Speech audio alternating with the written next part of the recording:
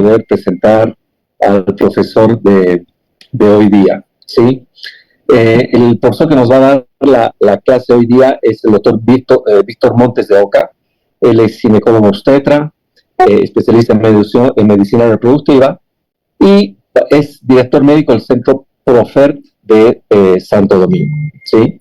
Me parece que la clase va a estar grabada, la Marina la va a colocar y va a estar grabada, pero el doctor se va a conectar en unos minutos más para posteriormente poder ir al momento de las preguntas y respuestas y que él pueda sacar de sus dudas a todos los que tengan cuestionamientos, ¿sí? Así que muchísimas gracias, Marina, muchísimas gracias, doctor, por la confianza y vamos adelante. Miguel, pode começar com a aula, por favor?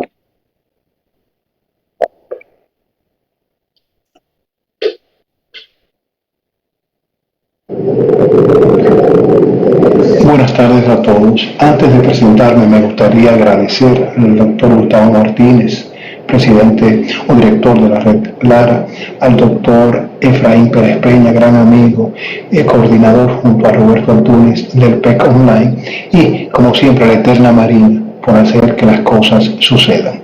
Yo soy Víctor Montes de Oca, de la República Dominicana, del Centro Profert, y voy a hablarles en el día de hoy de la evaluación actual de la pareja infértil.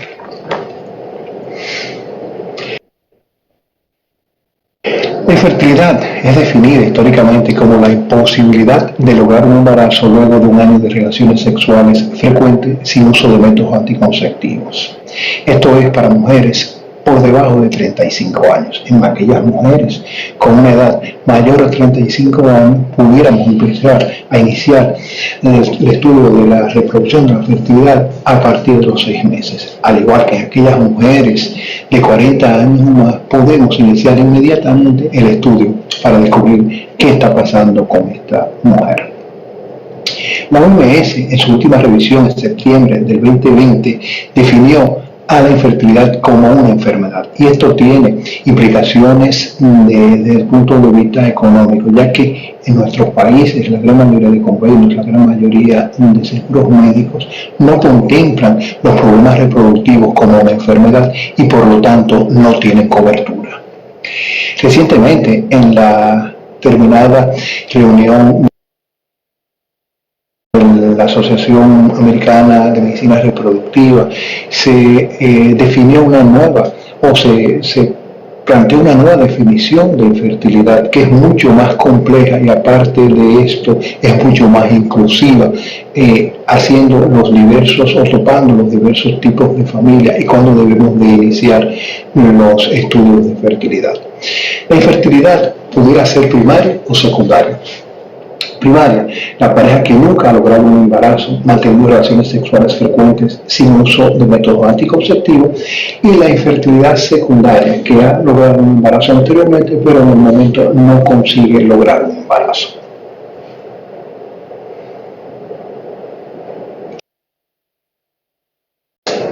La posición de la mujer, y digo la mujer, pero pudiéramos también hablar del hombre, en la sociedad es diferente. Ahora mismo la mujer tiene mayor escolaridad, más competitiva, mejores oportunidades de trabajo y por lo tanto esta actitud ha hecho que estas mujeres retarden la maternidad. Y tenemos que ver las implicaciones que retardar la maternidad conlleva, no solamente para las mujeres, sino también para nosotros los hombres.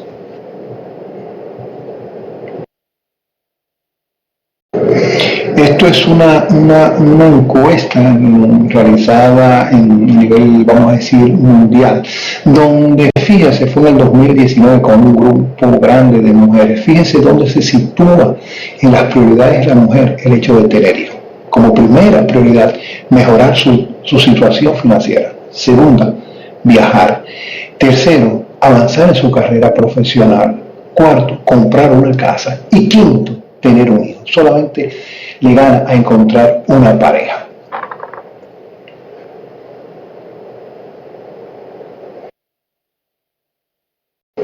Yo acostumbro a hablarles a nuestras pacientes de la relación que existe entre la fertilidad y la edad. Cuando una mujer, un feto femenino, está dentro de la barriga de su madre, más o menos en la semana 20, es el momento de mayor cantidad de ovocitos esta mujer tiene, que es alrededor de 7 millones. Al momento del nacimiento, esta cantidad de ovocitos desciende a 1 millón. Y al momento de la primera menstruación vamos a ver cómo ya contamos con apenas 400 ovocitos, que son los que van a ser utilizados durante toda la vida reproductiva de esta mujer. ¿Qué nosotros sabemos normalmente que va a acontecer? A partir de los 35 años hay una pérdida masiva de estos ovocitos, aparte de que se pierde la calidad de estos ovocitos, lo que conlleva a tener mayores probabilidades de tener dificultades para nosotros lograr un embarazo.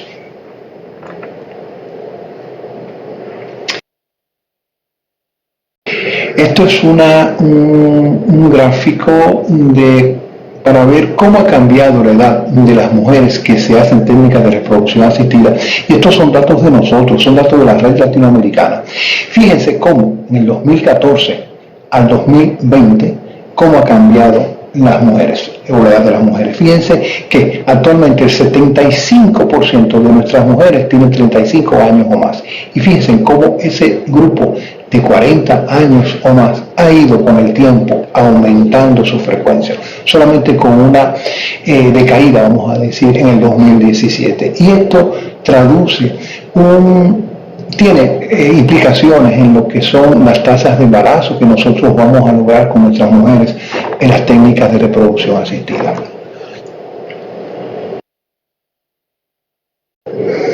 El origen de la infertilidad, cuando tomamos a la pareja, pudiéramos decir que tanto el hombre como la mujer contribuyen de igual manera para los problemas reproductivos. En un 30% vamos a ver que un 20% serían cuestiones mixtas y un 20% vamos a dárselo a aquellas parejas o a aquellas personas con esterilidad de origen desconocido o sin causa aparente. Cuando nosotros tomamos a la mujer como unidad de análisis, vamos a ver que el 55% de los factores van a ser el factor tubárico junto con el factor anovulatorio. La disminución de la reserva ovárica va a representar un 20%, mientras que cuestiones como la endometriosis, 10%, otras disfunciones ovulatorias y la endometriosis, un 15%.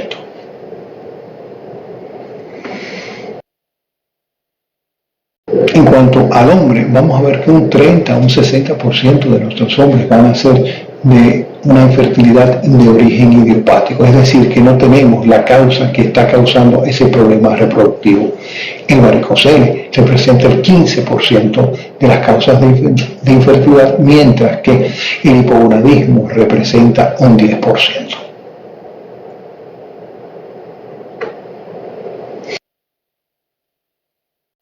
¿Cuáles son los objetivos de la evaluación diagnóstica de la pareja con dificultad reproductiva? Son descubrir la etiología del problema, establecer un pronóstico y ofrecer la terapéutica más apropiada.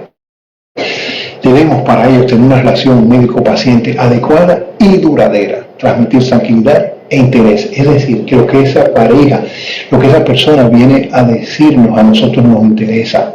Fíjense que para que una pareja se decida a buscar ayuda con una clínica de reproducción, pasan en media entre 2 a 3 años. Entonces, esta pareja llega ávida de encontrar una persona que realmente se interese por su problema y trate de ayudarla a conseguir el anhelado embarazo.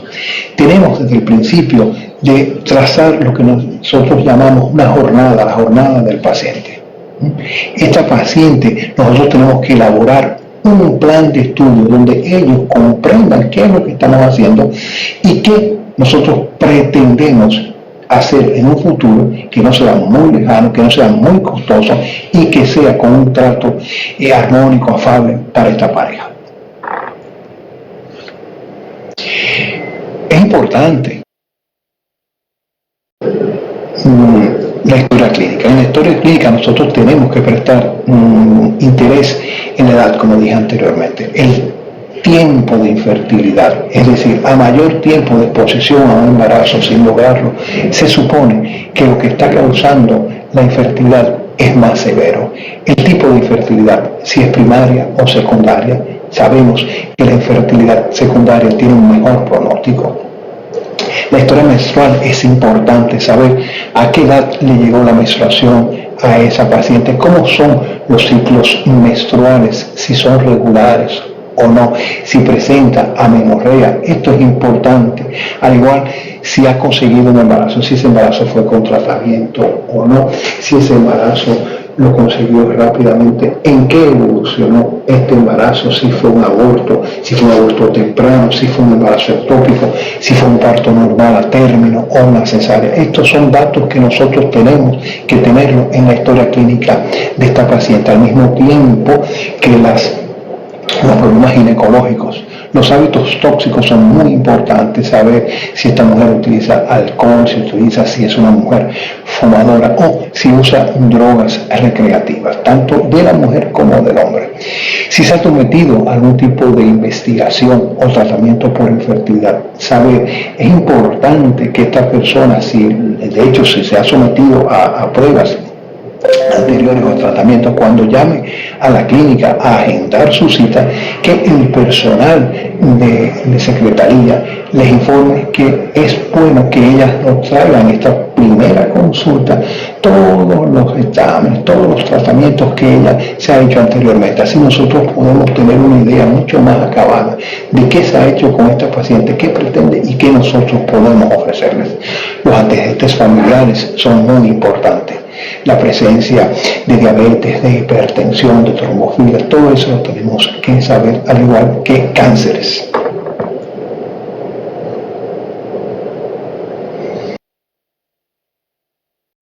En el examen físico ginecológico, el índice de masa corporal es importante, la disposición del vello, la presencia o no de acantosis, galactorrea, cervicitis, realización de sonografía pélvica. La sonografía pélvica es importantísima, imprescindible en la evaluación inicial de la pareja, en la mujer.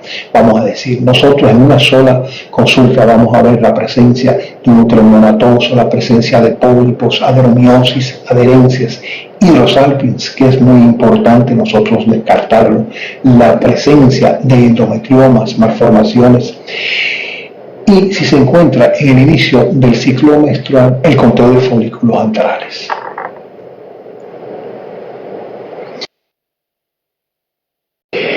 Vamos a comenzar para el estudio, para que se haga mucho más cómodo, mucho más didáctico, vamos a dividirlo en factores. Lo primero, vamos a comenzar con el factor ovulatorio. Ver si el ciclo menstrual es normal. ¿Y qué nosotros llamamos un ciclo menstrual normal? Aquel ciclo entre 25 y 35 días y una duración hasta 8 días. En el 97% de las pacientes con ciclos menstruales normales, nosotros tenemos que presumir que son ciclos ovulatorios. En estos casos nosotros podemos simplemente pedir una determinación de progesterona 7 días antes de la probable menstruación. Si este valor de progesterona nos da un valor de 6 nanogramos o más, nosotros tenemos que presumir que este ciclo es un ciclo ovulatorio, que estamos frente a una mujer que ovula normalmente.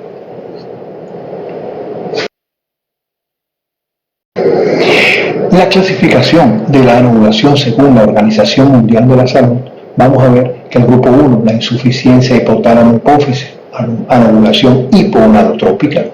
El grupo 2, la disfunción hipotálamo-hipófisis, anovulación normogonadotrópica, que es el grupo que constituye el grueso de nuestras pacientes que vienen con algún tipo de disfunción ovulatoria.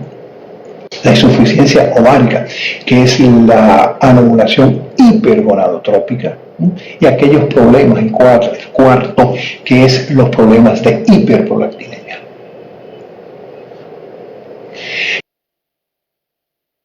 Vamos a ver con el grupo 1, vamos a tener una disminución del estradiol, el FSH puede estar normal o disminuido y la prolactina normal. Como ejemplo de anovulación del tipo 1, del grupo 1, tenemos el síndrome de Kallmann y los problemas relacionados con el estrés.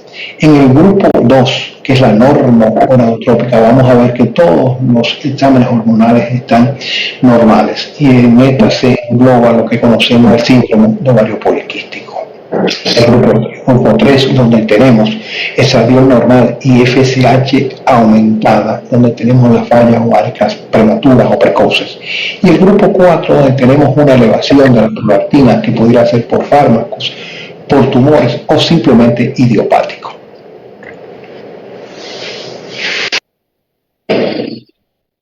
Para el síndrome de ovario poliquístico tenemos los criterios de Rotterdam, ¿no? Donde una mujer tiene que presentar dos de tres de uno de estos cuestiones que les voy a decir ahora: la oligoanovulación, el hiperandrogenismo clínico y o bioquímico y el fenotípico ecográfico de ovario poliquístico. Es decir, tiene que presentar dos de estas tres cosas. Y tenemos nosotros que excluir la inclusión de otro tipo de patologías que pudieran llevar a la ovulación.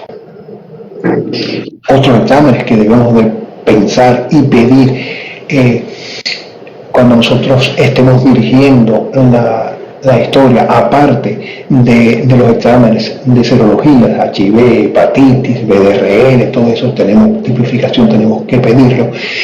Son otras hormonas a solicitar, como sería la TSH, el T4 libre, la testosterona total, la globulina transportadora de hormona sexual, androstenediona y sulfato de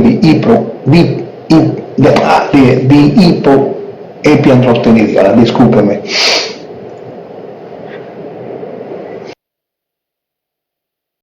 Evaluación de la reserva ovárica. Primero, ¿qué es la reserva ovárica? Es la cantidad de folículos primordiales presentes en los ovarios y la habilidad de los mismos de responder a la estimulación ovárica controlada en los tratamientos de fertilidad. La reserva ovárica busca evaluar el potencial reproductivo en función de la calidad, y la calidad va directamente relacionada con la edad y la cantidad de los ovocitos presentes.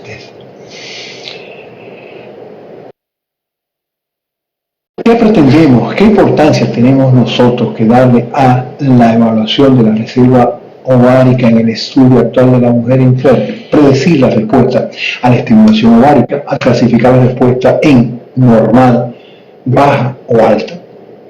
Maximizar la seguridad y eficacia de las técnicas de reproducción asistida, pues permite identificar las pacientes con riesgo a desarrollar el síndrome de hiperestímulo ovárico. Mejorar la respuesta folicular e individualizar los protocolos de estimulación y decidir otras alternativas como sería la ovodonación.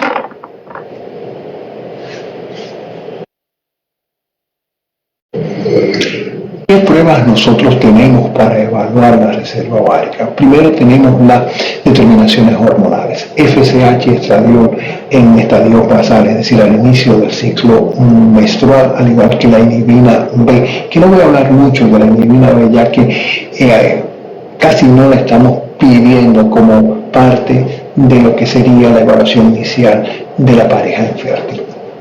La hormona antimuleriana es importante. Tenemos las pruebas dinámicas que también han perdido su interés y no creo que haya muchas personas que la estén indicando, pero desde un punto de vista didáctico tenemos que hacer mención. El test del citrato de clorofeno, el test de estimulación con análogos del GnRH y el test de estimulación al FSH. ¿Qué más nosotros tenemos? Imágenes, volumen ovárico y, lo que es muy importante, el conteo de folículos antrales.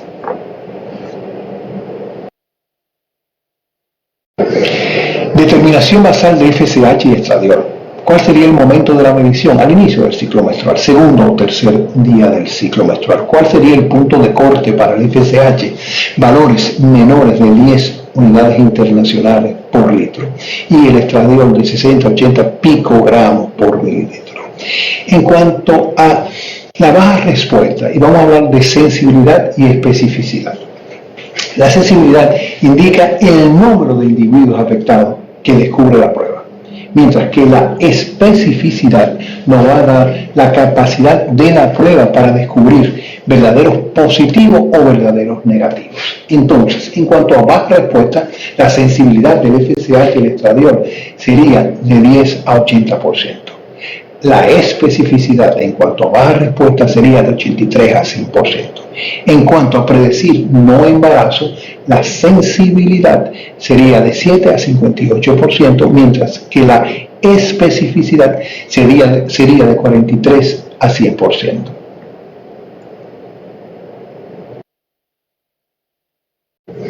Ventajas. Uso frecuente. El valor predictivo positivo en pacientes bajas respondedoras es mayor a medida que aumenta la edad de la paciente. Desventaja. Baja sensibilidad y poco confiable. Requiere la determinación concomitante de estradiol para su correcta interpretación. Solo puede realizarse en la fase folicular temprana y hay una variabilidad intra e interciclo menstrual.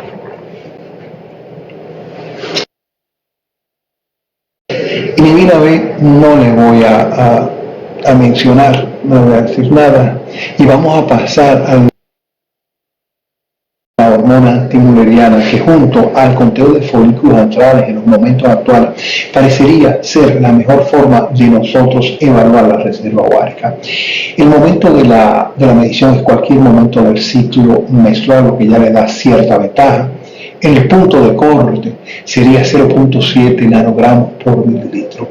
En cuanto a predecir baja respuesta, la sensibilidad va de un 40 a un 97% y la especificidad de un 78 a un 92%. En cuanto a predecir no embarazo, la evidencia tanto para la sensibilidad como la especificidad, la evidencia es insuficiente.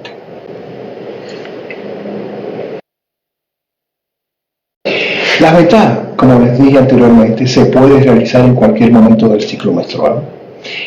Es relativamente constante entre un ciclo y otro. No parece variar con el uso de anticonceptivos hormonales orales. Y es un excelente predictor de alta y bajas respuestas. Desventaja, no predice tasa de embarazo.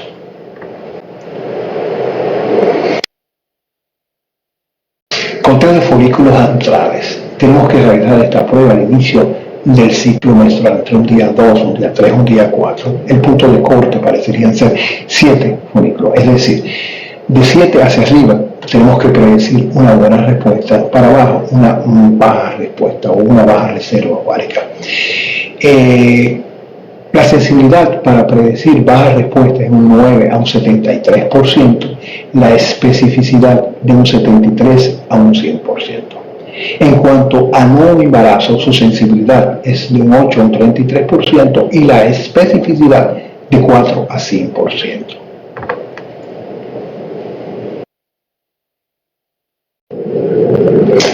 Ventajas de fácil realización, económica. Desventaja, baja sensibilidad y gran variabilidad interobservadora.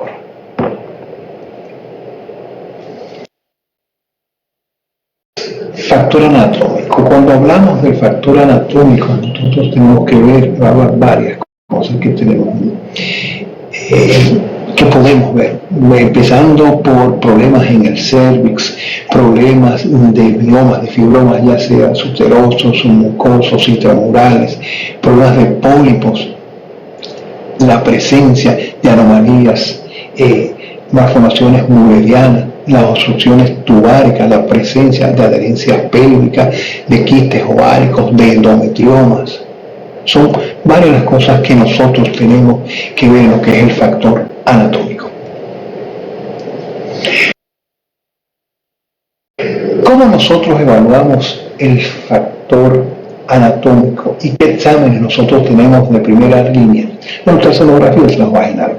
En los momentos actuales, todo el que hace reproducción se auxilia de ese tercer dedo que sería la sonografía, y en una sola consulta, en la primera consulta, tú puedes tener una idea de cómo anda la anatomía de esta persona. Pudieras ver la presencia de pólipos, de miomas, de hidrosálpicos, un sinnúmero de cosas que te podrían orientar hacia dónde van los problemas de esta pareja, de esta mujer. La histerosalpingografía sigue siendo la herramienta de primera línea para la Sociedad Europea de embriología, de reproducción y embriología, con una evidencia clase A. Es un estudio donde nosotros vamos a ver los pliegues de la anatomía del cervix, vamos a ver la cavidad endometrial, vamos a poder ver los pliegues de las trompas. Al mismo tiempo nosotros vamos a detectar si hay algún tipo de obstrucción. No puede sugerir, vamos a decir, la presencia de adherencias pélvicas. Es un estudio que se va a hacer entre el 7º al 11º día del ciclo menstrual. Se utiliza normalmente para hacer las radiografías medios de contrastes hidrosolubles, y vamos a ver que las complicaciones son bien bajas. Las probabilidades de tener algún tipo de complicación infecciosa es menos de un 1%. Hay ciertos servicios que hacen la histerosalpingografía y le someten a las personas a tratamiento antibiótico antes de la realización. Yo soy de lo que pienso que si tú tienes la sospecha de algún tipo de evento infeccioso, lo ideal es tú suspender el estudio y pasarlo para un tiempo posterior, un ciclo posterior. La histerosonografía es un examen importantísimo de primera línea, sobre todo para nosotros evaluar defectos de la cavidad endometrial. Es impresionante cómo uno va a poder detectar pólipos, la presencia de sinequias, cualquier cosa que esté interrumpiendo la cavidad endometrial. Ahora bien, para la evaluación de la permeabilidad tubárica, no encuentro que sea un método que tenga mucha validez para nosotros detectar. Pudiéramos ver la presencia o no de líquido en la cavidad pélvica, en fondo de saco. Ya exámenes de segunda línea para nosotros implementar, para nosotros pedir en nuestras mujeres, estaría la histeroscopía, que se realiza para la confirmación y resolución de elementos que pudieran interferir con la implantación. No encuentro que sea lógico tú someter a una paciente de examen de primera línea a hacerle una histeroscopía, aunque respeto quien la quiera hacer de rutina. Pienso que si tú tienes una evidencia con una sonografía de poder tener la posibilidad de tener un diagnóstico, aparte de que puedes hacer la histerosonografía, vas a tener datos que sí te van a decir si es preciso hacer la histeroscopía o no hacerla de inicio. Al igual que la resonancia magnética de la pelvis, nos permite la visualización de grandes miomas, endometriosis, adenovirosis y malformaciones mullerianas. En esos casos sí debemos de pedirla.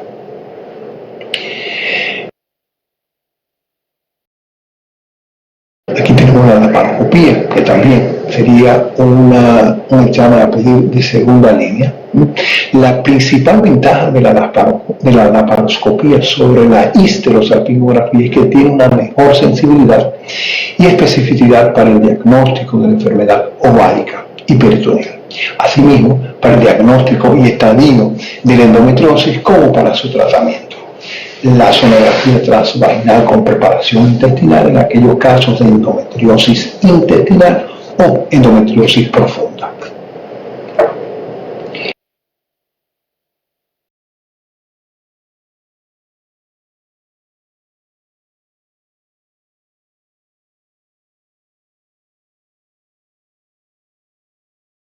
Aquí tenemos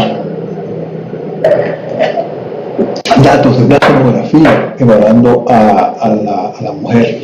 Vemos como un mioma que protruye, que desplaza la línea endometrial. Aquí en esta sonografía vemos una imagen endometrial la cual nos parecería compatible con un pólipo.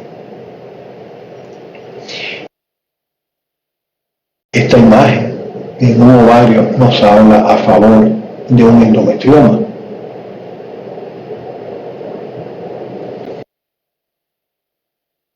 La presencia de hidrosalpins en la histerosalpingografía, en caso de tú encontrar un hidrosalpin, ya la literatura hace mucho tiempo, de inicio del año 2000, nos habla de los efectos adversos del hidrosalpin, y en esos casos tenemos que hacer una salpinectomía o clampear estos hidrosalpins, ya que si esta paciente va para un tratamiento de reproducción asistida de alta complejidad, sabemos lo tóxico que resulta ese líquido para los embriones, impidiendo la implantación.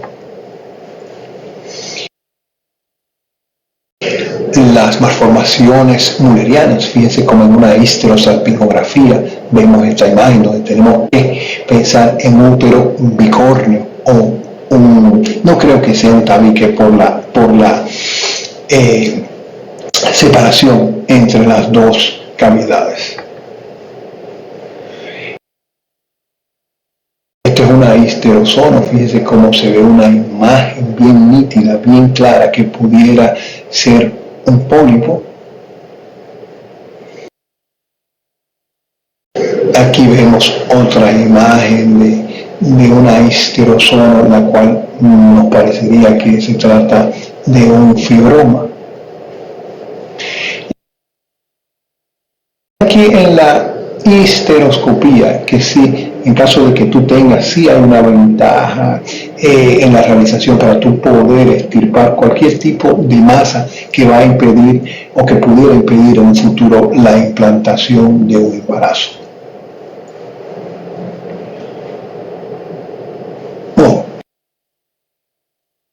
Ok, esta es una laparoscopía donde se ve claramente la presencia de un hidrosalpin, y en estos casos lo que tendríamos es que proceder a la extirpación de la trompa.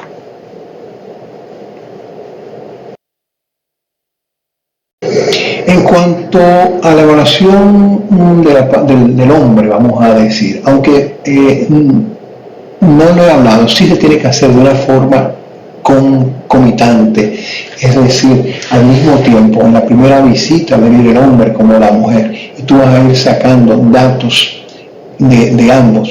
El objetivo específico de la evaluación masculina es identificar condiciones potencialmente corregibles, identificar condiciones irreversibles que son susceptibles de técnicas de reproducción asistida con la utilización de los espermatozoides de este hombre, identificar condiciones irreversibles que no son sujetos a lo anterior y necesitaremos espermas donados o plantearle la adopción, e identificar por último condiciones que amenazan la salud o la vida y que pueden ser la base de esta infertilidad.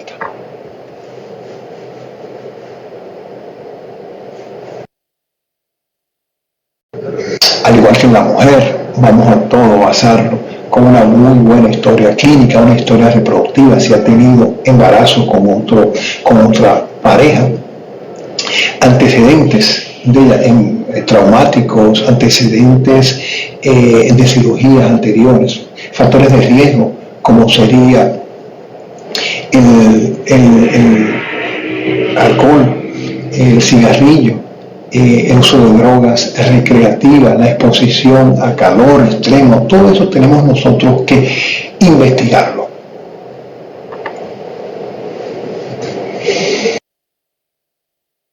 Es imprescindible y la piedra angular del diagnóstico en el factor masculino sería el espermatograma. El espermatograma lo evaluamos según el manual de la OMS y la última edición fue en el 2021, en julio, y sería la 6ª edición.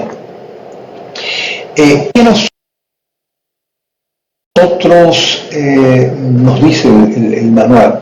Bueno, que para tomar una muestra nosotros tenemos que tener una abstinencia de 2 a 7 días. El método de obtención de la muestra sería por masturbación o preservativos especiales, y el lugar de la toma de la muestra sería idealmente nuestro laboratorio. Ahora bien, tenemos que ser flexibles y hay personas que no consiguen tomar la muestra en el laboratorio. En estos casos nosotros le decimos que sí, que la pueden tomar en su casa, siempre y cuando que respeten medidas como sería de llegar a la clínica en menos de una hora, de tener la muestra en temperaturas parecidas a la temperatura de los testículos, y se le da un recipiente de boca ancha, estéril, el cual se debe etiquetar el frasco con los datos del paciente, fecha y hora de la toma.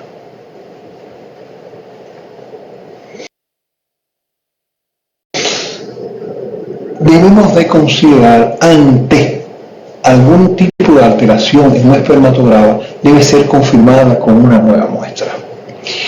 Entre las dos muestras debería haber un intervalo de 4 a 6 semanas. Y el manual definitivamente no es una línea guía del manejo clínico del factor masculino. Estos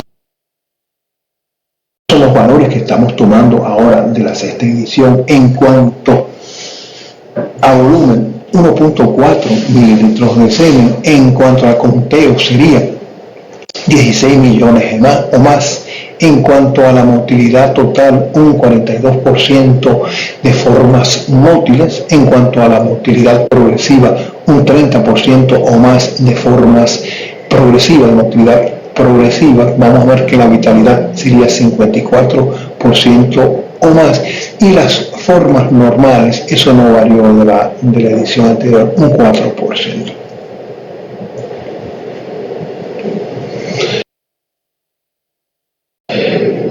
La evaluación endocrina en aquellos hombres con parámetros seminales anormales y alteraciones de la libido y disfunción eréctil, que nosotros tenemos que pedir FSH, LH, testosterona total, prolactina, TSH.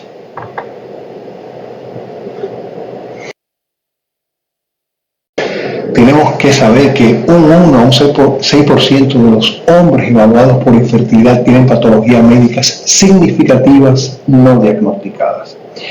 Debemos advertir a los hombres con edad avanzada, y edad avanzada vamos a tomar 40 años o más, que existe un mayor riesgo de resultados adversos para sus hijos. Y estos resultados adversos pudieran ser, ejemplo, mutaciones de robo de la línea germinal, aneuploidías, aberraciones cromosómicas estructurales, fragmentación del ADN espermático con todas las consecuencias que ya sabemos que esto nos ocasiona.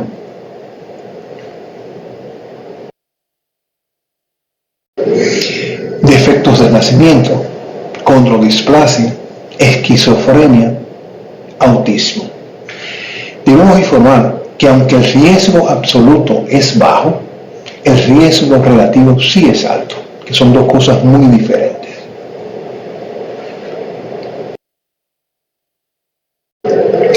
El test de fragmentación del ADN debemos de pedirlo en aquellos, no de inicio como evaluación inicial en la pareja infértil, sino si tenemos una edad paterna avanzada, en casos de obesidad, en caso de tabaquismo, alteraciones en el espermatograma, sobre todo alteraciones en la motilidad espermática, en aquellas personas que tenemos fallas inexplicadas de fertilización in vitro y pérdidas gestacionales recurrentes.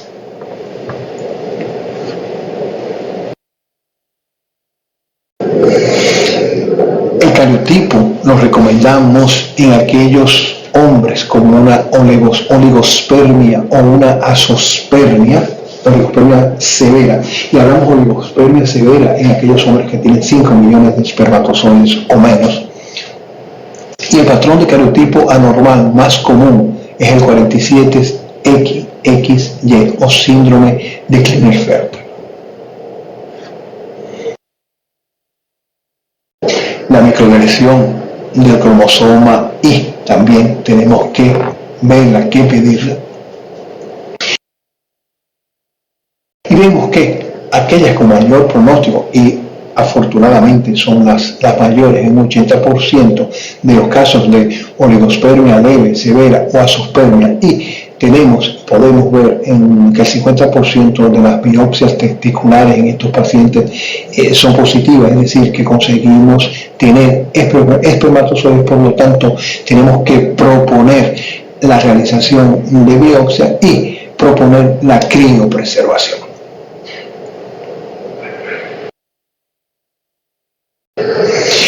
En presencia de hombres, de pacientes azospérmicos obstructivos, incluyendo ausencia bilateral congénita de conductos deferentes, debemos realizar pruebas para detectar la fibrosis quística. Ya para terminar, aquí vamos a ver como una forma, un diagrama de qué nosotros debemos de hacer para el diagnóstico de nuestras parejas. Hay pruebas como son las pruebas serológicas, tanto la hormona antimulleriana la podemos hacer en cualquier momento del ciclo menstrual, debemos hacerlo tanto en la mujer como en el hombre, en etapas tempranas, hacer lo que llamamos las pruebas basales, FSH, LH, estradiol, el conteo de folículos antrales, entre un 7 y un 11º día del ciclo, la realización de la histerosalpingografía y cuando vayamos a hacer la histeroscopía. La laparoscopía la preferimos hacer en una segunda fase del ciclo, y aquellas personas que tienen ciclos menstruales regulares, la realización de la progesterona 7 días antes de la presumible llegada de la menstruación. ¿Qué no debemos de hacer de rutina en el factor masculino? Pedir los test de fragmentación espermática, pedir sonografías escrotales, pedir anticuerpos antiespermáticos. Eso ya tendría que ser en una segunda línea y en casos específicos. Para tener un diagnóstico y poder brindar un tratamiento, lo ideal es llevar a cabo toda esta terapéutica, todas estas pruebas en un intervalo, vamos a decir, entre 8 a 12 semanas.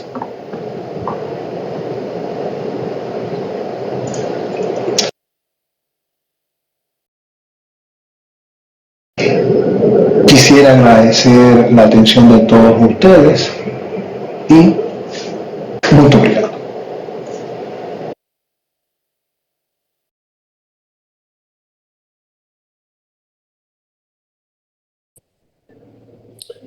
Bueno, gracias al doctor Montes de Oca. No sé si habrá llegado el doctor y se habrá conectado, la charla muy didáctica. No sé si alguno de los normalmente, Jorge, las dejamos las preguntas y respuestas para después. Normalmente uno de los alumnos tiene la revisión de un artículo y al final